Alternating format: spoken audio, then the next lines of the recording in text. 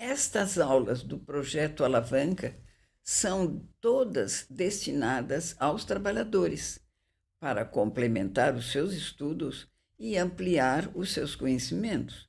Como já estudamos na aula sobre o borrismo e o estado idiotizador, as dificuldades que existem para impedir que o trabalhador estude são consequência da ação dos poderosos em muitos séculos da história da nossa humanidade, desde os regimes de escravidão até os dias de hoje.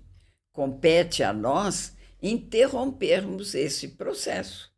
Compete a nós lutarmos pelo conhecimento. Essa luta é nossa obrigação. Solicito a todos que queiram ajudar a vencermos esta luta pelo conhecimento para formarmos muitos grupos de estudos no Brasil. Cada um forma um pequeno grupo de 5 ou mais pessoas, para as quais serão enviadas sempre as novas aulas que surgirem. Assim, vamos nos multiplicando. É só isso. Um trabalho simples, mas eficiente. É mais um tipo de luta para a nossa vida de militância.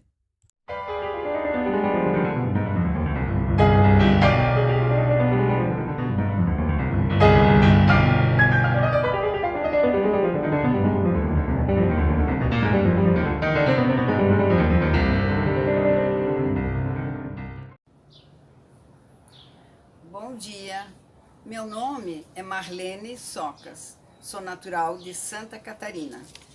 Minha profissão, eu sou cirurgiã dentista, mas nas horas vagas eu também pinto algumas telas.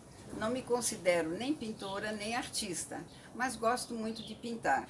E algumas telas minhas acabaram coincidindo com os acontecimentos históricos, como esta tela aqui, que foi pintada quando eu estava presa no Presídio Tiradentes, em São Paulo. Você pintava antes de ser presa? Sim, eu comecei a pintar com 20 e poucos anos, por diletantismo, por distração, por gostar muito de fazer algum tipo de arte. Eu tocava piano também, então gostava muito de pintar, sim.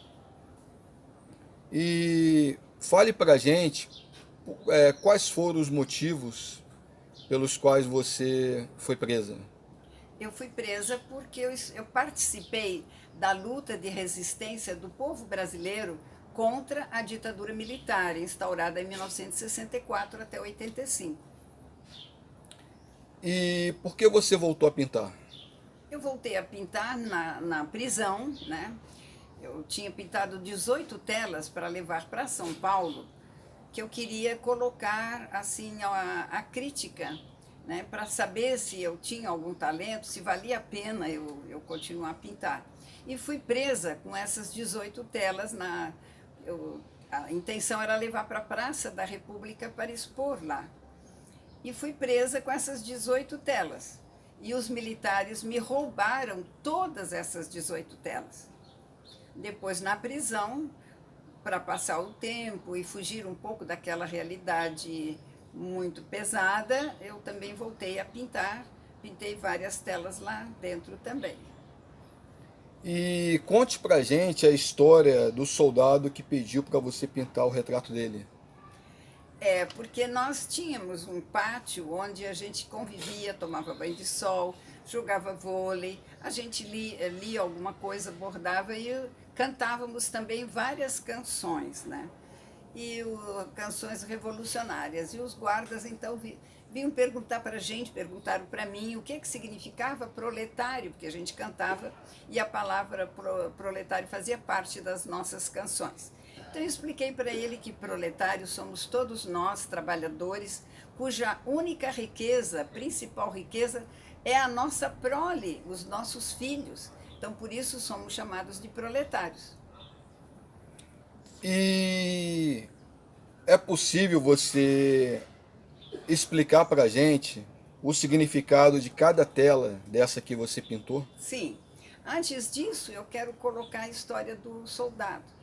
porque como ele convivia com a gente e me via pintando lá no pátio da prisão, ele me perguntou se eu poderia pintar o retrato dele. Eu disse que sim, mas que o juiz tinha ordenado que as minhas telas não saíssem do presídio, porque o juiz achava que eu estava desenhando a planta do presídio para que os companheiros de lá viessem fazer um sequestro e nos libertasse de lá. Aí eu disse para ele, ó, o juiz já determinou que as minhas telas não podem sair daqui. Aí ele disse, pode deixar comigo. Então eu pedi para ele uma telinha, dei o tamanho, as dimensões e pintei o retrato dele. E depois que ela estava seca, eu disse que ele podia levar. E ele levou e em torno de 15, 20 minutos depois, meia hora, ele voltou dizendo, tá vendo? A tela já está lá fora, já saiu do presídio. Isso eu achei muito interessante porque é uma característica do povo brasileiro ser rebelde. Não é só porque somos povo brasileiro, é porque somos um povo também explorado, nós somos muito maltratados pelo Estado, né? O Estado burguês, seja militar ou seja civil, né? A gente também sofre, temos pouquíssimos salários, baixíssimos salários, pouco atendimento à saúde, então tudo isso nos leva à revolta, né? Então isso aí é inevitável. Em função dessa rebelião, dessa rebeldia contra o Estado capitalista e burguês, a gente acabou sofrendo a prisão, as torturas, mortes, aquelas coisas terríveis do Estado brasileiro. E dentro dessa tela que se encontra no Cavalete, suas companheiras que foram Represento as minhas colocadas. companheiras, mas isso tem um espaço de 50 anos e eu não seria capaz de pintar mais o rosto delas, né? Então eu pintei aleatoriamente qualquer rosto. Nós estávamos muito iradas, muito revoltadas, porque tinha acontecido com o Frei Tito, que foi preso na ocasião, e ele foi muito torturado pelo delegado Sérgio Paranhos Fleury, que foi um torturador extremamente cruel, e o Frei Tito ficou psicologicamente abalado, tentou o suicídio para escapar das torturas. E ele estava lá no presídio, já tinha passado pelas torturas, estava no presídio, como nós também tínhamos passado pelas torturas e estávamos no presídio Tiradentes. E ele então desejava que a situação dele ficasse juridicamente estabelecida, e como isso não acontecia, então ele apelou para uma tentativa de suicídio. Então todas nós nos rebelamos, o presídio inteiro se rebelou, não só nós mulheres, mas toda a parte masculina também, e fomos para as janelas gritar e protestar contra aquela situação, principalmente no caso do Frei Tito. Por isso é que eu coloquei aqui duas datas, a data da pintura e a data do ocorrido dessa situação do Frei Tito, que foi em 1970, o ano em que eu estava presa. Frei Tito de Alencar Lima nasceu em Fortaleza em 1945 e se suicidou em Evreux, França, em agosto de 1974. Foi um frade católico brasileiro e alvo de perseguição da ditadura militar. Foi preso por participar do 30º Congresso da União Nacional dos Estudantes, a UNE, onde foi fichado pela polícia e se tornou alvo de perseguição da ditadura militar. Frei Tito ajudou a conseguir o sítio onde foi localizado o Congresso da UNE em Biúna. Foi preso pela segunda vez no dia 4 de novembro de 1969, junto com outros dominicanos, pela equipe do delegado Sérgio Paranhos Fleury do DOPS, acusado de manter contatos com a Ação Libertadora Nacional, a ALN, e seu dirigente Carlos Marighella. Frei Tito foi submetido a palmatória e choques elétricos. Foi para o presídio Tiradentes em 1970. Nas mãos da Justiça Militar, foi levado para a sede da Operação Bandeirantes, a OBAN. Na prisão, Frei Tito escreveu sobre a tortura que viveu e este documento se transformou em um símbolo da luta pelos direitos humanos. Em dezembro de 1970, incluído na lista de presos políticos, trocado pelo embaixador suíço Giovanni Bücher. Tito foi banido do Brasil pelo governo do Médici e seguiu para o Chile. Sob ameaça de novamente ser preso, fugiu para a Itália. De Roma, foi para Paris, onde recebeu o apoio dos dominicanos. Traumatizado pela tortura, Frei Tito submeteu-se a um tratamento psiquiátrico, mas no dia 10 de agosto de 1974, ele cometeu suicídio. Posteriormente, seu corpo foi trasladado para o Brasil e no dia 25 de março de 1983 foi sepultado no cemitério São João Batista. São noites de silêncio, vozes que clamam no espaço infinito. Um silêncio do homem e um silêncio de Deus. As provas das torturas trazemos no corpo. Essas são palavras de Frei Tito de Alencar Lima, nascido em 14 de setembro de 1945, suicidou-se no dia 10 de agosto de 1974. Delegado Fleury, Sérgio Fernando Paranhos Fleury, atuou como delegado do Departamento de Ordem Política e Social, o DOPS, de São Paulo, durante a ditadura militar no Brasil. Ele foi torturador de Frei Tito e, de forma indireta, responsável pelo seu suicídio. Foi um torturador frio, cruel, insensível, conhecido por sua atuação violenta. Acusado de tortura e assassinato de inúmeros presos políticos pelo Ministério Público. Vários depoimentos, testemunhas e relatos de presos políticos apontam que sistematicamente Fleury torturava as pessoas durante os interrogatórios. Vários dos militantes capturados por ele não resistiram às torturas e morreram. Como estamos falando da ditadura militar de 1964, aqui no Brasil, vamos relembrar um fato que é conhecido como Massacre da Lapa ou Chacina da Lapa. Em dezembro de 1976, o Comitê Central do Partido Comunista do Brasil estava reunido para fazer um balanço das suas atividades.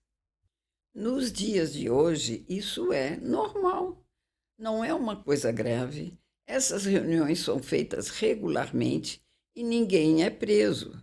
Mas no tempo da ditadura, foi isso que aconteceu aí que nós estamos vendo.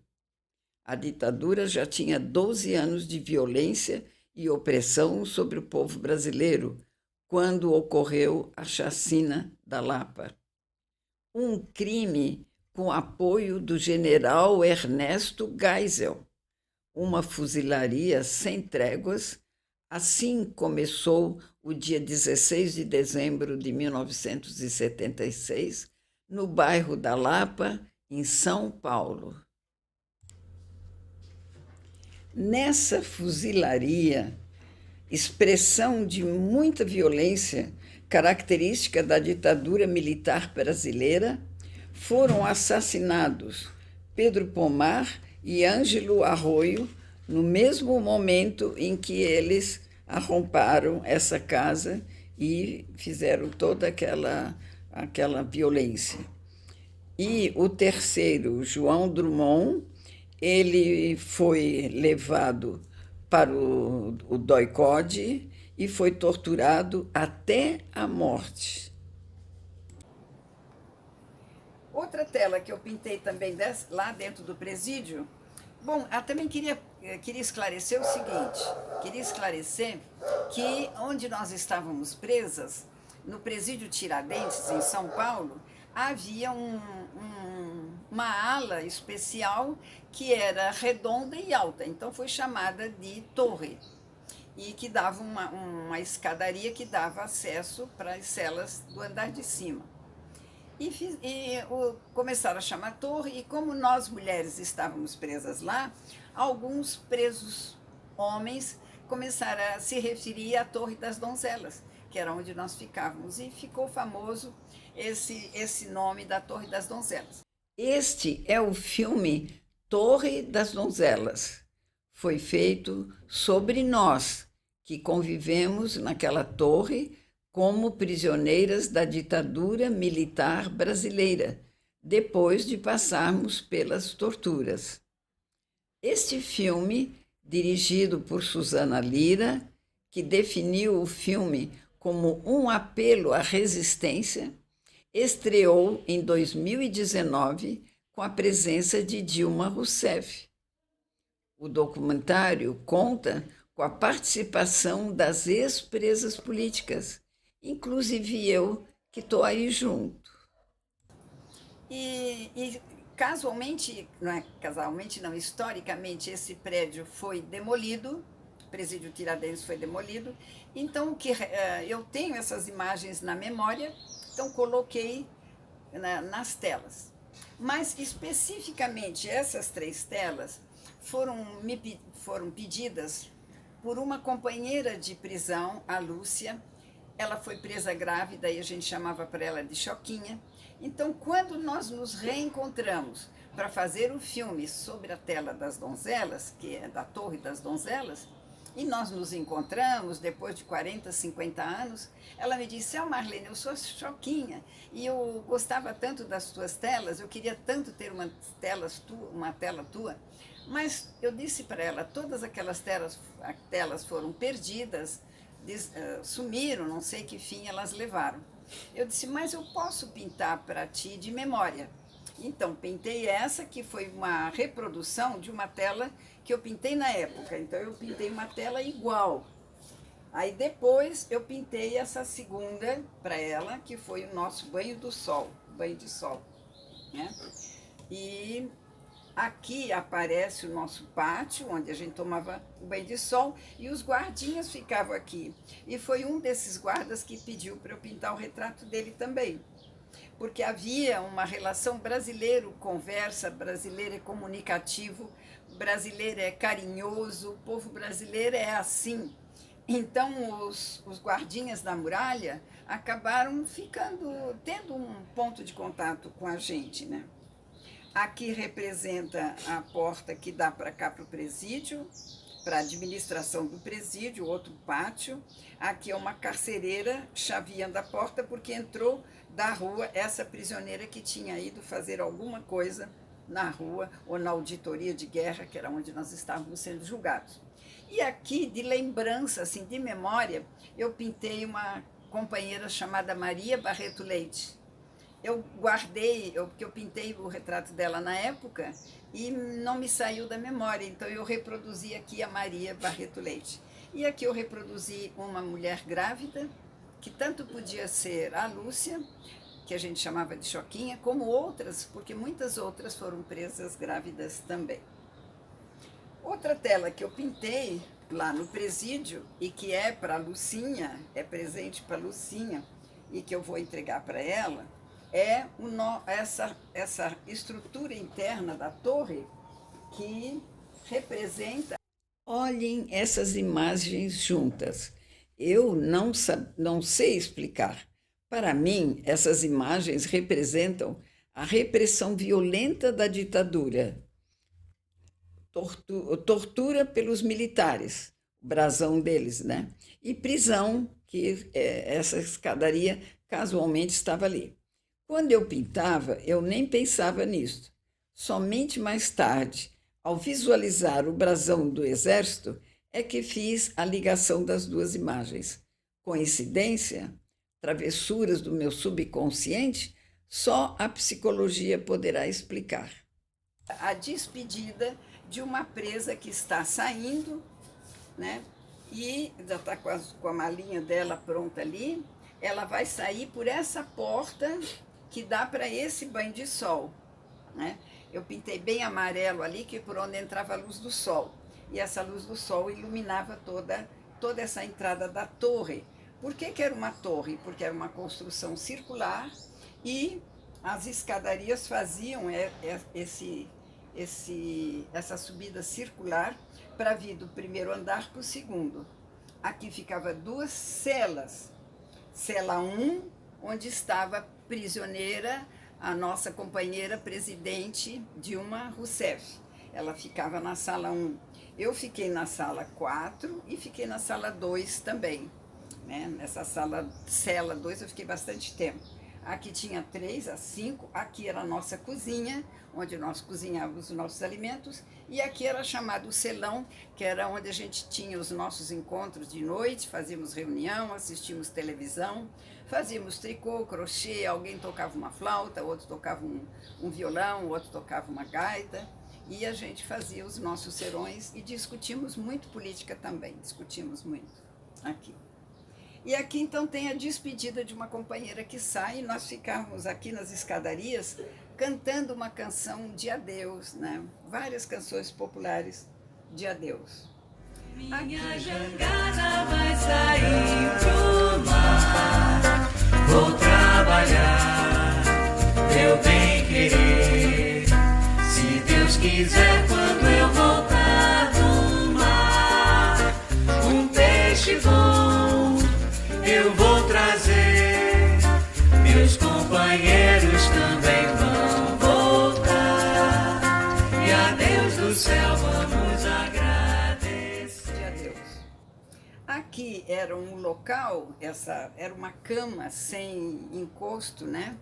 E onde ficava as carcereiras para cuidar da gente ou para responder a alguma eventualidade. E aqui ficava um colchão velho e geralmente com alguma coisa por cima. Então eu coloquei alguma coisa por cima e fui colorir, e de repente eu percebi que sem querer eu coloquei as cores da bandeira revolucionária francesa, da Revolução Francesa de 1789 na França, o azul, o branco e o vermelho, onde o vermelho já denunciava o sangue derramado daqueles que lutavam, né?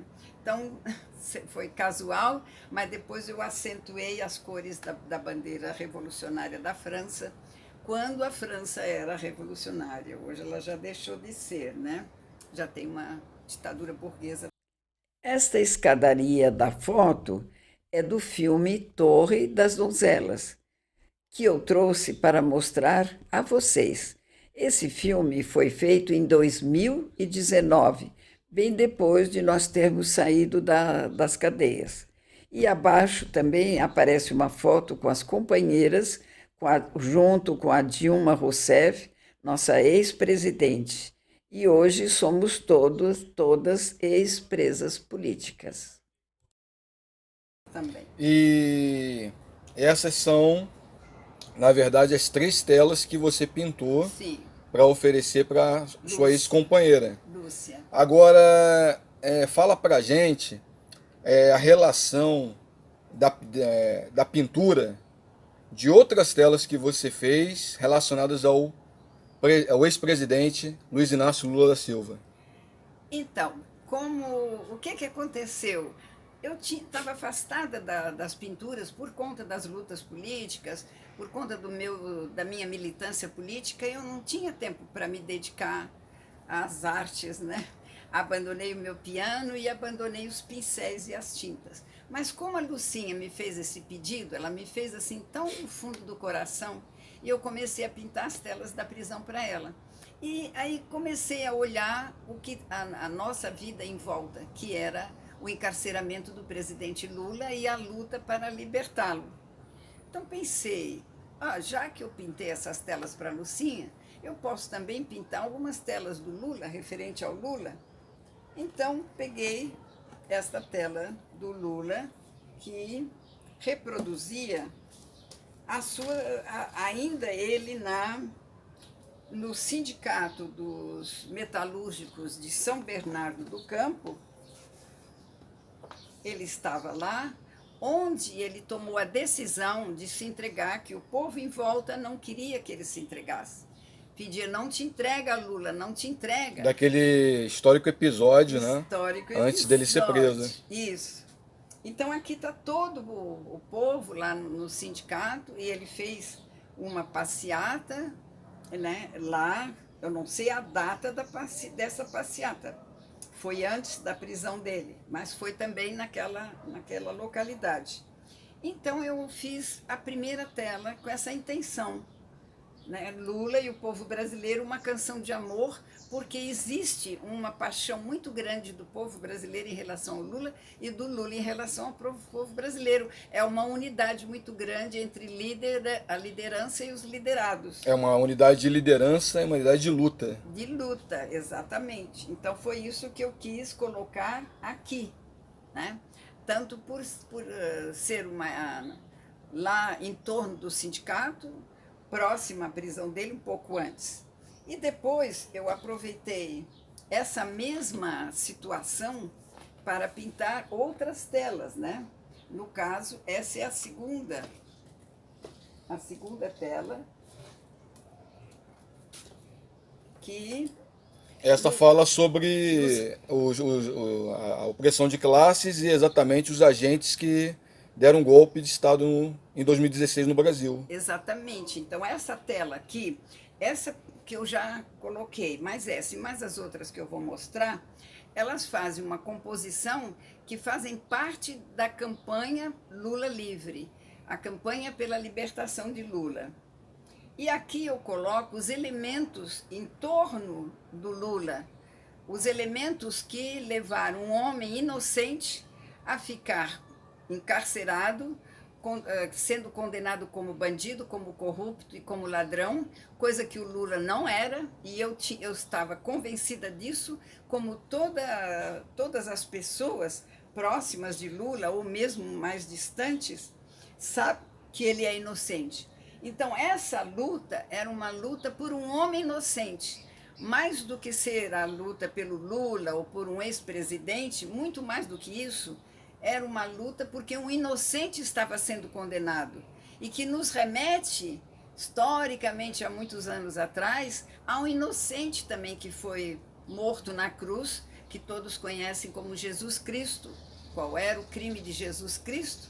Era lutar pelos explorados, lutar pelos famintos, lutar pelos que não tinham oportunidade, pelas prostitutas, pelas adúlteras, por toda essa tragédia que tem atrás de uma sociedade dividida em classes, né? E a gente sabe que dentro da sociedade burguesa sempre aconteceu esse tipo de injustiça. Sempre aconteceu. Sempre. Temos muitos exemplos, né, como o dos italianos Sacco e Vanzetti, o do francês Dreyfus, e muitos outros, né, que foram presos de forma injusta e tiveram as suas prisões manipuladas pelo Estado burguês, né? Certamente. E eles foram presos todos, inclusive o Sacco e o Vanzetti, além de ter sido presos, foram executados na cadeira elétrica, né? Essas histórias todas, elas estão personificadas aqui no Lula, na figura dele, e no caso, nesse caso especial, dentro dessa tela. Porque aqui tem as Forças Armadas brasileiras, e as Forças Armadas brasileiras que não são patriotas, porque não defendem um Estado democrático popular. As Forças Armadas não defendem o povo. As Forças Armadas concordam com o roubo do nosso petróleo, que é patrimônio nacional, então elas, de certo ponto, elas concordaram com esse roubo, com essa transferência dessa grande riqueza que ia ser utilizada pelo Lula, né? E pela Dilma. 100%, todo o dinheiro proveniente do petróleo seria usado para a saúde e para a educação. O pré-sal é nosso passaporte para o futuro, mas só o será plenamente, queridas brasileiras e queridos brasileiros, se produzir uma síntese equilibrada de avanço tecnológico, avanço social e cuidado ambiental. A sua própria descoberta é resultado do avanço tecnológico brasileiro e de uma moderna política de investimentos em pesquisa e inovação. Seu desenvolvimento será fator de valorização da empresa nacional e seus investimentos serão geradores de milhares de novos empregos. O grande agente dessa política foi e é a Petrobras, símbolo histórico da soberania brasileira na produção energética e do petróleo. O meu governo terá a responsabilidade de transformar a enorme riqueza obtida no pré-sal em poupança de longo prazo, capaz de fornecer às atuais e às futuras gerações a melhor parcela dessa riqueza, transformada ao longo do tempo em investimentos efetivos na qualidade dos serviços públicos, na redução da pobreza e na valorização do meio ambiente. Recusaremos o gasto apressado, que reserva às futuras gerações apenas as dívidas. Isso foi colocado, foi dito e foi feita essa lei. E, no entanto, os militares que apoiaram esse golpe que aprisionou Lula, eles estão aceitando o roubo do nosso petróleo, que é o patrimônio nacional, que os militares teriam por obrigação e dever defender. Mas não, eles estão ajudando a entregar para os Estados Unidos e outras petroleiras internacionais, como a Shell, como a Exxon, como a Chevron e tantas outras, né? A norueguesa também lá no Não meio. só o petróleo, como também a base de Alcântara, que é uma base militar, Isso, estratégica. Há 20 anos, algo parecido com essa mega estrutura aqui para lançamentos espaciais se transformou num amontoado de sucata depois de uma explosão que matou 21 pessoas. E essa tragédia aconteceu no Maranhão, quando o Brasil se preparava para mandar para o espaço o primeiro foguete direto do centro de lançamento de Alcântara, a 32 quilômetros da capital São Luís. A missão colocaria 2 satélites meteorológicos brasileiros em órbita. Se fosse bem sucedida, a chamada Operação São Luís transformaria o Brasil no primeiro país da América Latina a enviar os próprios foguetes para o espaço. Um ano depois da tragédia, uma investigação descartou a possibilidade de sabotagem e de grosseira falha humana, mas reforçou que houve sim falhas latentes no que diz respeito às condições de trabalho dos servidores. E segundo a perícia, a explosão aconteceu por conta do acionamento intempestivo de uma pequena peça que ligava ao motor. E aqui atrás tu consegue ver quando a explosão começa a desligar as câmeras de segurança. Já essa nova torre móvel de integração só foi entregue em 2012, cujos investimentos se aproximavam dos 600 milhões de reais. Ao longo desses 20 anos, o Programa Espacial Brasileiro teve uma parceria fracassada com a Ucrânia no que diz respeito ao projeto Ciclone 4, a assinatura de um acordo com os Estados Unidos para o uso da base de Alcântara, além do primeiro lançamento comercial direto da base de Alcântara, uma parceria inédita com uma empresa privada, a sul-coreana InnoSpace. Vale destacar que a proximidade de Alcântara com a linha do Equador transforma a base brasileira em um dos locais mais privilegiados do mundo para o lançamento de foguetes. A economia de combustível pode chegar a 30%, isso porque a velocidade da rotação da Terra nessa área da linha do Equador é maior do que em outras regiões do mundo, o que dá um impulso extra à nave na hora da decolagem. Entre muitos outros entregas, né? Minério do nosso país, que está sendo entregue desde a época do Fernando Henrique Cardoso. E que, por consequência de uma administração que não é patriótica, é só para obter lucro, aconteceu esses desastres em Mariana, em Brumadinho. O desastre de Mariana foi o rompimento da barragem de Fundão, em 5 de novembro de 2015, no subdistrito de Bento Rodrigues, em Mariana, Minas Gerais. Esse evento foi a maior catástrofe ambiental do Brasil e um dos maiores do mundo. Esta é a imagem antes da tragédia, em que vemos o subdistrito de Bento Rodrigues, em Mariana. Nesta segunda imagem, depois do rompimento da barragem, vemos a lama cobrindo a região e todas as casas de Bento Rodrigues totalmente devastadas e cobertas de lama. As principais causas do rompimento foram defeitos no sistema de drenagem.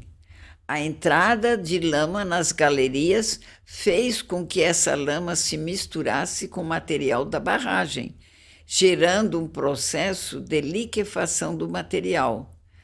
Tem também a retirada de minério de ferro das montanhas para vender fora do país e obter lucro.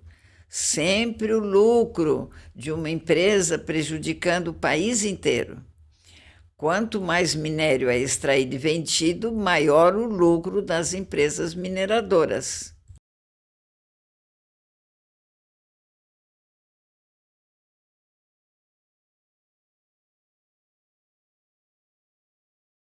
Porém, a mineração gera rejeitos, que são depositados nas barragens, e mesmo assim, essas atividades não param, gerando um acúmulo de sedimentos que, juntamente com a falta de manutenção e monitoramento das barragens, acabam rompendo as barragens, causando inúmeras consequências.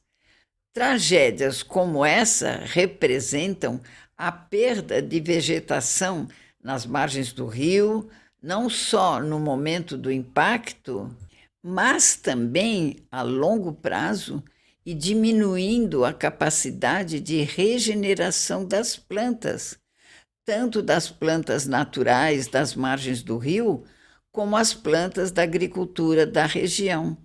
Também houve um aumento no nível de metais pesados nos peixes de consumo humano. Isso é muito grave. E a piora na qualidade da água potável, aumentando também a taxa do desemprego, que desestabiliza a economia do país inteiro. Sempre o lucro de uma empresa prejudicando o povo e o país inteiro. O rompimento de barragem em Brumadinho, estado de Minas Gerais, em 25 de janeiro de 2019, foi o maior acidente de trabalho no Brasil, em perda de vidas humanas, e o segundo maior desastre industrial do século. Controlada pela Vale S.A., era classificada como de baixo risco pela empresa. O desastre causou a morte de 270 pessoas, incluindo 3 desaparecidas. O Brasil estava numa crise econômica desde 2014, fragilizando órgãos e empresas, sobretudo o setor de meio ambiente. Especialistas já alertavam para o risco de aumento de desastres e tragédias relacionados ao meio ambiente. Cerca de 126 famílias do povo indígena Krenak, que vivia às margens do Rio Doce, e pescavam, caçavam e viviam abastecidos pela água do rio. Com o desastre, suas terras tornaram-se improdutivas, os animais desapareceram da região e o rio ficou inutilizável.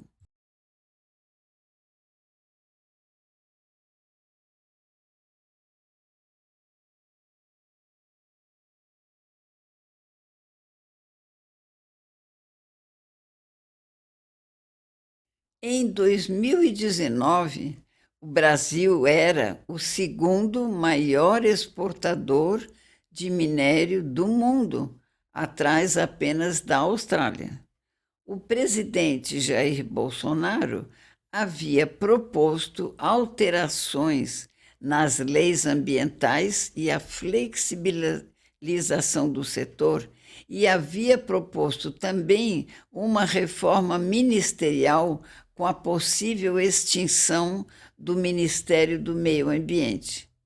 Bolsonaro discursou no Fórum Econômico Mundial, em Davos, na Suíça, declarando que o Brasil deveria manter o desenvolvimento econômico, diminuindo a preservação do meio ambiente e da biodiversidade. mas seu discurso suscitou desconfianças internacionais pela sua política de governo com relação à preservação ambiental. Bolsonaro foi duramente criticado por ambientalistas e pelas mudanças que implementou na estrutura de preservação do meio ambiente, alterações que consideraram negativas na política ambiental. Por conta desse tipo de exploração, que é uma exploração imperialista, onde eles carregam os lucros e deixam aqui os buracos vazios e as tragédias que repetem a colonização da América Latina, quando eles carregavam toda a prata da Bolívia, de Potosí, né? Carregavam o café cubano, o açúcar cubano, o café brasileiro, o cacau, o ouro, carregavam tudo para as Europas, toda a prata da Bolívia, e assim nós estamos sendo roubados há mais de 500 anos, né, pelos brancos europeus. E é nisso que a gente acha, pelo menos todos nós que fomos presos, a gente sempre considerou, já no golpe de 64, essa atitude antipatriótica das Forças Armadas, que rasgaram na primeira lei da ditadura, quando foi o Castelo Branco, a primeira lei foi rasgar a lei de remessa de lucros, que essa foi o verdadeiro motivo do golpe de 64. E não porque os comunistas iam tomar o poder. Os comunistas não representavam perigo. Agora, representava que aquela lei da remessa de lucros do João Goulart, organizando os lucros das empresas estrangeiras, aqui uma parte ficaria aqui no Brasil, para quê? Para aplicar aqui no Brasil, em desenvolvimento do Brasil, em desenvolvimento do nosso parque industrial. Os militares, eu posso dizer que eles foram ignorantes, porque não perceberam isso, mas é muito difícil achar que um general, um capitão, um coronel seja tão ignorante que não tenha enxergado isso. Seja tão ignorante que não tenha enxergado o roubo do nosso petróleo. Eles fazem isso porque eles são da classe dominante, todos eles.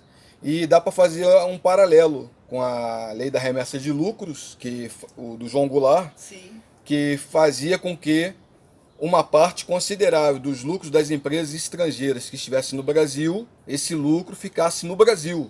Para ser exatamente o governo da época, do João Goulart, fazer as melhorias sociais no país, para o povo brasileiro.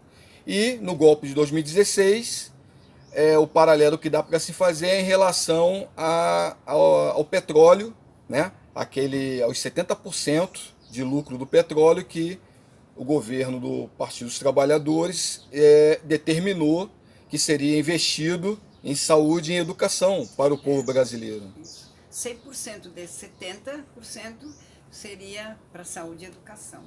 Quer dizer, o brasileiro estaria muito melhor se houvesse a continuidade com o petróleo nosso, uma riqueza extraordinária que estaria servindo ao desenvolvimento do Brasil, mas foi interrompido por um golpe, e esse golpe foi totalmente apoiado pelos generais, pelos oficiais, pelas altas patentes, né? E pelas forças externas. Não é à toa que nós vemos no quadro, nessa pintura, ela é pequena, mas a bandeira, né, dos Estados Unidos aparece nas elites, né? E no braço ali da Força Armada e da Justiça. Exatamente, né? O que simbolizar, colocando a bandeira dos Estados Unidos aqui, a submissão de todo esse poder burguês que cerca o Lula, e que, cercando o Lula, está cercando, por consequência, o povo brasileiro, porque o Lula representa, ele tem 80% de preferência eleitoral, né, no povo brasileiro. Ele foi o presidente que saiu com essa aprovação. Então, essas armas não são dirigidas só para o Lula, são dirigidas a todos nós como povo e como nação. E todo esse poderio aqui se reflete nas armas, se reflete na submissão aos Estados Unidos, se reflete a justiça brasileira, que condenou um inocente, que manipulou a justiça para forçar a barra para achar um crime contra o Lula. Como eles não achavam, eu tenho a impressão que ocorreu o seguinte: eles imaginaram, um metalúrgico, um pobre lá do Nordeste, claro que se chega na presidência vai pegar dinheiro, vai roubar, porque se eu tivesse lá, eu também ia roubar. Então eles julgaram o Lula por eles, que se eles estivessem lá, eles roubariam. Então se o Lula estava, também ia roubar. É o que quem chama o Lula de ladrão é porque é ladrão. No fundo, se tivesse na posição do Lula, certamente se corromperia. Mas Lula não é desse tipo, como tem muito brasileiro que acha bolsa por aí cheia de dinheiro e entrega em alguma repartição. Outros acham volumes importantes e entregam, não ficam com o produto, com aquilo que não foi roubo, foi achado. Mas mesmo assim, isso na época que estavam condenando Lula, eu pensei, não, mas o brasileiro não é como Lula, e Lula é brasileiro. E tem tanto brasileiro que acha montanhas, bolsas e malas de dinheiro e entrega. Eu disse, o Lula é esse povo brasileiro, porque eu também sou assim, né? Se eu ver uma situação acontece comigo, que já aconteceu, eu devolvo o dinheiro. Exatamente. O Lula ele faz parte exatamente do povo trabalhador, porque ele veio da classe trabalhadora. Exato. E por isso que ele manteve essa honestidade, onde até hoje não houve nenhum tipo de prova exatamente contra ele, provado. Exatamente. Que, né, não existe prova concreta. O que existe são notícias falsificadas, manipuladas, notícias de jornal, né, coisas nessa linha, que Da querem Rede Globo, condenar ele até da Rede hoje. Globo, da Folha de São Paulo, Isso. do Estadão. Querem condenar ele Record. a partir de coisas criadas, inventadas. Que eu coloquei a Rede Globo aqui, toda a mídia burguesa, que é uma mídia que adultera as notícias de acordo com seus interesses. Então a Rede Globo ajudou a crucificar o Lula, ajudou a crucificar e vai crucificar, como crucificou José Dirceu, e vai, como na época do Brasil, que começava a ter uma noção de nacionalidade, sacrificaram Tiradentes. Tiradentes foi outra figura, ele chamou para ele toda a culpa e disse, 10 vidas eu tivesse, 10 vidas eu daria pela independência do Brasil, né?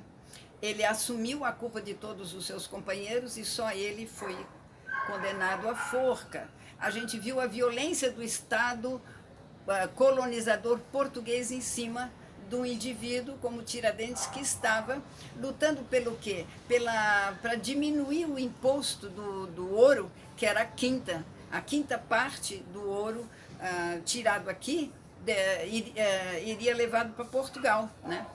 A mesma coisa acontece com a gente hoje, através da nossa dívida externa, que grande parte da nossa dívida externa deveria ficar aqui no Brasil. Ela está errada, essa nossa dívida está cheia de erros, está cheia de contratos fraudulentos, e nós estamos pagando coisas absurdas dessa nossa dívida, muito mais alto do que a derrama da época do Tiradentes, que era a quinta parte do ouro. Então isso tudo faz parte da história do Brasil, que eu acabei me envolvendo, tanto como cidadã e como pintora também. Outros agentes que aparecem aí no quadro são a questão das igrejas evangélicas, Sim, né? Os batedores de panela, que é o povo manipulado, Isso, né? Que foi manipulado pela mídia. Exatamente.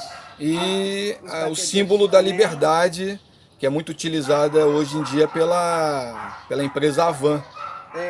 Que é a Estátua da Liberdade. Da liberdade, que não existe. É uma cópia dos Estados Unidos e que não existe, na verdade, liberdade alguma. Isso, exatamente. É apenas uma enganação, uma manipulação que é feita. Então, as igrejas, a fé religiosa, ninguém é contra a fé religiosa. É um respeito que a gente tem que ter a quem acredita que de uma pedra vai sair leite, a quem acredita que de um deserto se consegue água e um maná, de quem acredita que através de um esforço a gente pode receber igualdade. A gente sabe que não, que essa é uma luta muito grande pelo Estado e pelas vias institucionais. Nós nunca vamos conseguir igualdade. Isso foi um dos objetivos da Revolução Francesa de 1789, burguesa e capitalista, que iludiu os trabalhadores com a bandeira da igualdade. E essa igualdade, até hoje, nunca atingiu as classes trabalhadoras. Isso é a questão da fé e da crença. Uma crença na igualdade, nas bandeiras revolucionárias de 1789 e que não se concretizaram. E a religião como manipulação das consciências, né? Quando o povo está sofrido, ele se pega com Deus, que só vê a saída em Deus, né? A saída pela religião. No entanto, essa crença religiosa foi apropriada por muitas igrejas desonestas, que não são todas, que a gente sabe que tem muitos que estão aí até se pronunciando contra esse comportamento, essa manipulação, mas muitos manipulam as pessoas para receber o dízimo e entesourar esse dízimo, descumprindo uma grande lição que Jesus deixou quando ele entra com um chicote dentro do templo. De lá ele expulsou os vendilhões do templo, pedindo ou dizendo a ele: não façais comércio aqui na casa de meu pai. E esse comércio dentro da casa do Pai, Deus religioso, Jesus, continua até hoje de uma forma indecente e absurda também, né? E essa manipulação religiosa está expressa aqui através desse símbolo da cruz, a manta que desceu o corpo de Jesus, a Bíblia, né? E aqui os elementos da justiça. Aqui é uma estátua da justiça lá de Brasília, um pedaço dela. Aqui o martelo com uma almofadinha, a estátua da liberdade, os batedores de panela, e aqui a Fiesp e os empresários brasileiros que obtêm os maiores lucros às custas do trabalho do escravo, do índio, do brasileiro pobre, do trabalhador, dos proletários, né? E de forma camuflada a bandeira dos Estados Unidos, que representa o imperialismo e o mal maior, porque se não fosse o imperialismo, não haveria golpe, não haveria uma mídia corrupta, não haveria uma força armada subserviente, houve, assim, uma justiça comprada. Um conluio entre a classe dominante brasileira, que é representada pelo PMDB da época, hoje MDB, mas é o mesmo partido das mesmas pessoas, o PSDB, os democratas, o DEM, o Partido Progressista, o PP, e vários outros menores, né, que se juntaram e aceitaram toda aquela pantomima, aquela palhaçada, fazendo o impeachment da Dilma também sem provas e sem crimes, que foram 2 pessoas condenadas e sacrificadas nesse golpe, o Lula e a Dilma Rousseff. A Dilma não foi presa porque a Dilma não representava o capital político que o Lula representa. Se ela representasse, certamente ela seria sacrificada também, ou presa, ou assassinada, né? Nosso Brasil foi sacudido por várias informações da Polícia Federal, que resolveu anunciar aos brasileiros o plano do golpe de 8 de janeiro de 2022, que Bolsonaro, muitos seus amigos juntos, também vários militares da ativa das nossas Forças Armadas, desejaram, pensaram, planejaram, se organizaram para matar o nosso presidente Lula, para matar também o vice-presidente Geraldo Alckmin e junto também matar o nosso ministro do Supremo Tribunal Federal, Alexandre de Moraes. Tais revelações provocaram um tremendo impacto em todos nós brasileiros, acostumados com o regime democrático de direito. O que é esse regime democrático de direito? É aquele em que o poder do Estado é limitado pelo direito dos cidadãos. Sua finalidade é coibir abusos do aparato estatal para com os indivíduos. Os direitos fundamentais conferem autonomia e liberdade aos indivíduos, todos nós, nas suas atividades cotidianas e limitam o poder do Estado sobre elas. Desse modo, ficamos estarrecidos com as informações da Polícia Federal. Nosso povo brasileiro já tem sofrido com vários golpes. A ditadura de 1964, que está em nossos corações e mentes até hoje. Atos governamentais gravíssimos cometidos em nossa história pelas classes dominantes brasileiras.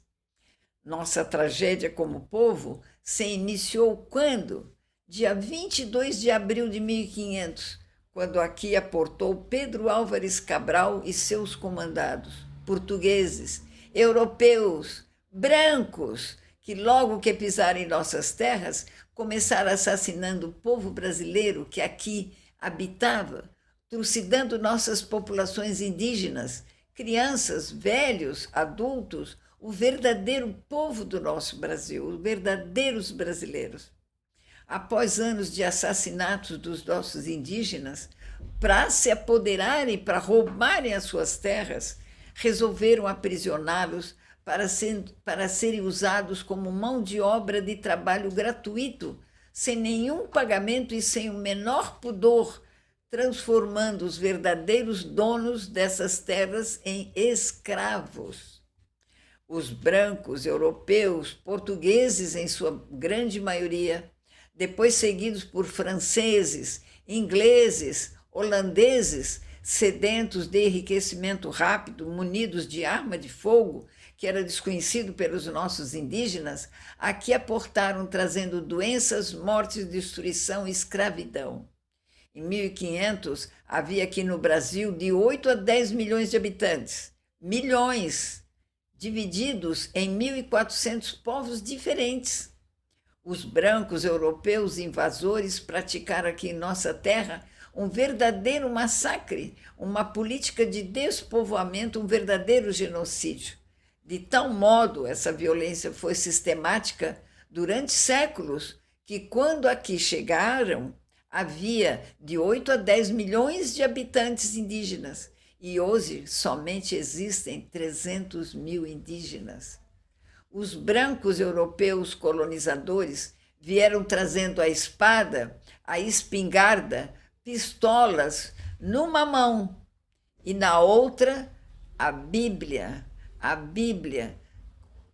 cuja religião foi usada como arma de domínio e de desaculturamento do nosso povo.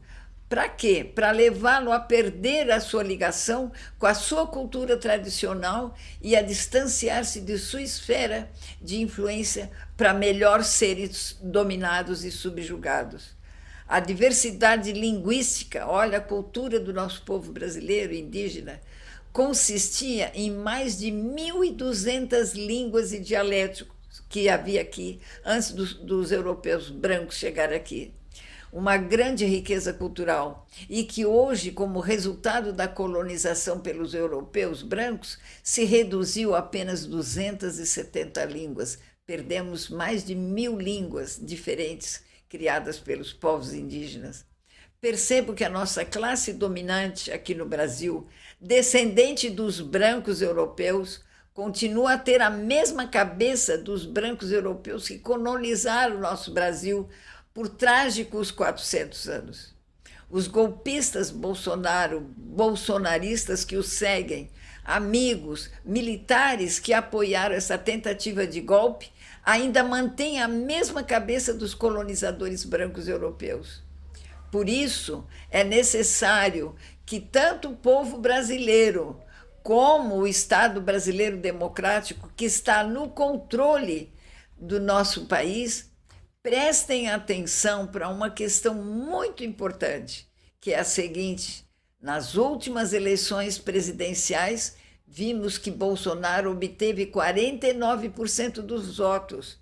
Isso significa que temos no Brasil mais ou menos 49 brasileiros com capacidade para decidir para pior os rumos da nossa nação.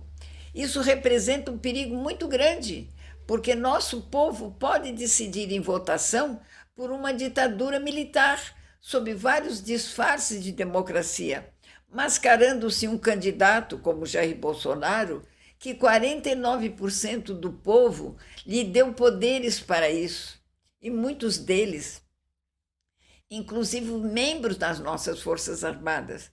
Tal situação que eu descrevo aqui provou que o Brasil correu e ainda corre um grande perigo de ser manipulado por um grande número de golpistas. Peço aos brasileiros que estão me ouvindo que imediatamente comece a organizar nosso povo para uma luta para mantermos a nossa política democrática de direitos, que, repito, consiste no seguinte: o Estado democrático de direito é aquele em que o poder do Estado é limitado pelo direito dos cidadãos. Mas os cidadãos brasileiros que defendem a democracia têm que estar muito alerta para a tentativa de golpe do Bolsonaro no dia 8 de janeiro de 2022. Precisamos estar de olhos muito abertos, temos que saber de tudo o que aconteceu. E essa é uma oportunidade para nós fazermos isso. Porque Bolsonaro tem muitos seguidores, cerca de 49% dos eleitores brasileiros que votaram em Bolsonaro. E se ele indicasse um outro candidato, poderiam também apoiá-lo em novas tentativas de golpe. Ou, por outro lado, poderia acontecer o seguinte: amigos e seguidores de Bolsonaro, com outro nome, outro retrato, outra pose, outra conversa, uma conversinha assim daquelas que enganam, né? Mas que possuem a mesma mentalidade dos brancos europeus colonizadores, que não hesitaram em assassinar milhões de índios, negros, brancos, pobres, moradores das periferias, pelas próprias mãos, mas também por mãos pagas de policiais com a mesma cabeça de Bolsonaro. Tais situações ainda podem acontecer no nosso Brasil se não fizermos um grande trabalho de educação, esclarecimento e organização das nossas forças democráticas. Então, isso é o que a gente vê aqui representado nessa tela. E eu também botei umas franjinhas aqui na bandeira norte-americana para simular que esse império está chegando no seu final, que felizmente ele vai ser derrocado.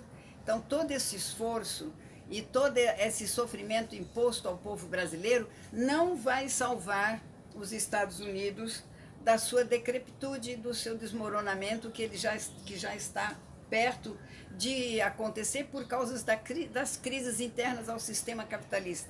Houve uma crise em 2008, da qual os capitalistas não se recuperaram totalmente, e ela está novamente atuando a partir de 2014 para cá.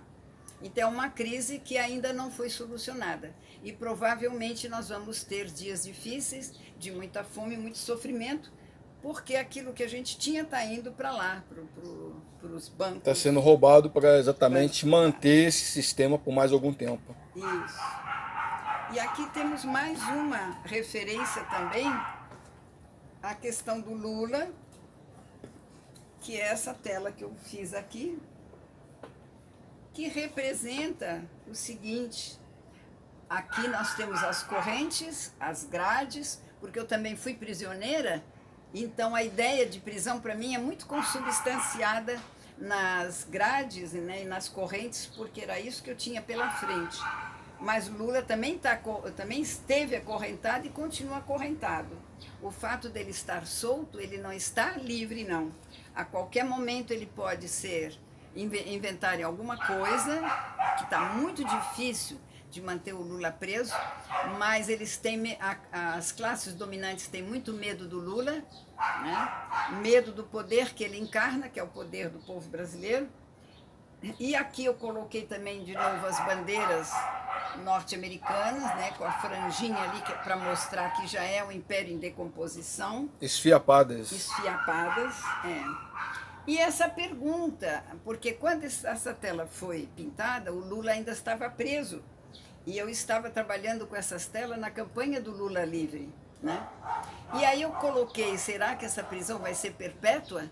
Botei um ponto de interrogação pintada de vermelho, porque esse vermelho representa a esquerda, representa a luta, representa o nosso sangue, a nossa energia como povo brasileiro.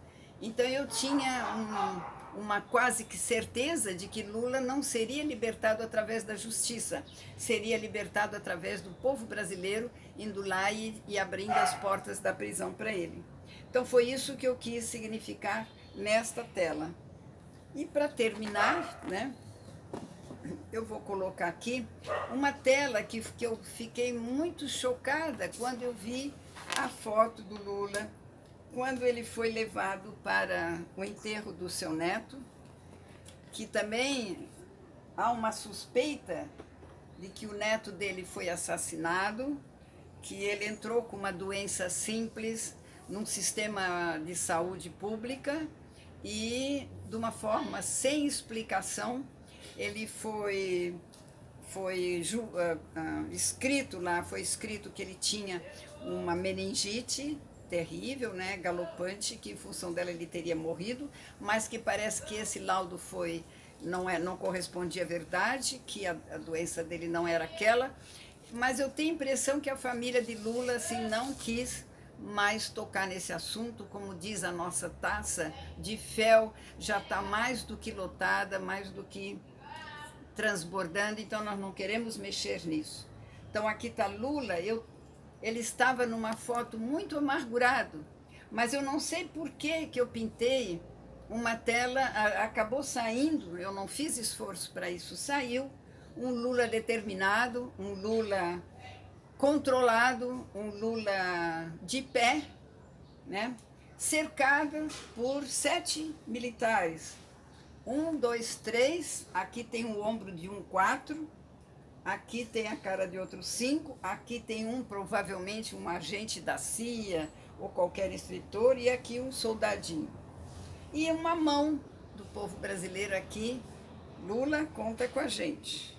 Essa tela não está terminada, falta eu ainda terminar, mas está em confecção, porque a história segue, a vida segue.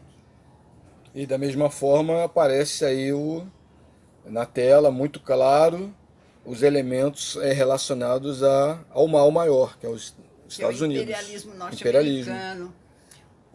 Aqui eu quero dizer sobre o imperialismo norte-americano, que muita gente fica extasiado porque acha que o americano é muito inteligente. Não é, ele é ladrão, ele é pirata. Estados Unidos é um país pirata, um governo pirata, para não dizer o povo, mas é o povo que elege e concorda com aquele governo, então porque o povo também é pirata. Eles se beneficiam do roubo de mais de 40 países que os Estados Unidos explora.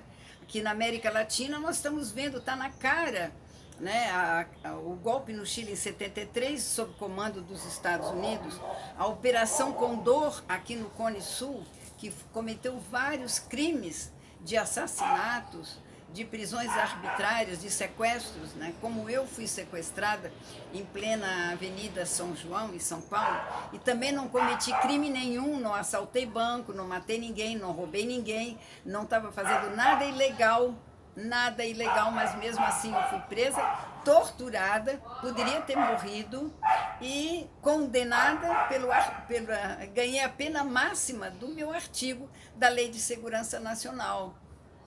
Talvez por isso que eu me projetei no Lula, porque eu também fui presa, torturada, condenada, inocente. Injustiçada. Injustiçada, como a maioria do povo brasileiro.